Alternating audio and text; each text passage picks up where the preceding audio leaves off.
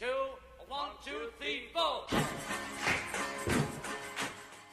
For the first 8 years of the Vietnam War, I lived in France. I was married to a French film director, Roger Vadim, and I had my first child. The French had been defeated in their own war against Vietnam a decade before our country went to war here.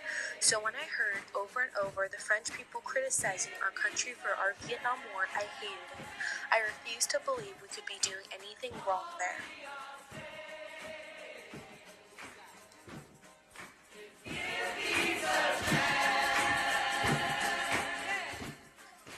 It wasn't until I began to meet American servicemen who had been in Vietnam and come to Paris as resistors that I realized that I needed to learn more.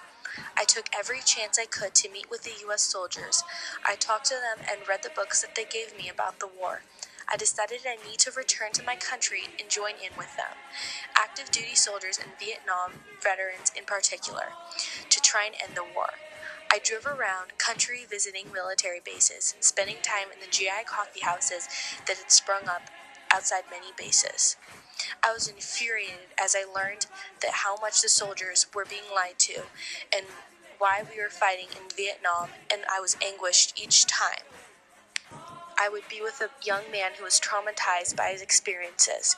Some boys shook constantly and were unable to speak above a whisper. Little known is the fact that almost 300 Americans, journalists, diplomats, peace activists, professors, and religious leaders and Vietnam veterans themselves have been traveling to North Vietnam over the number of years in an effort to try and find ways to end the war. By the way, those trips have generated little, if any, media attention. I brought with me to Hanoi a thick packet of letters for the families of the POWs.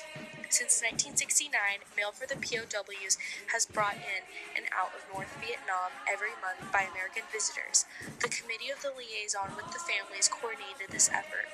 I took the letters to the POWs and brought a packet of letters to them back to their families. But these lies have circulated for almost 40 years, continuously reopening the wound of the Vietnam War and causing pain to the families of American servicemen. The lies distort the truth of why I went to North Vietnam, and they perpetuate a myth about being anti-war means being anti-soldier.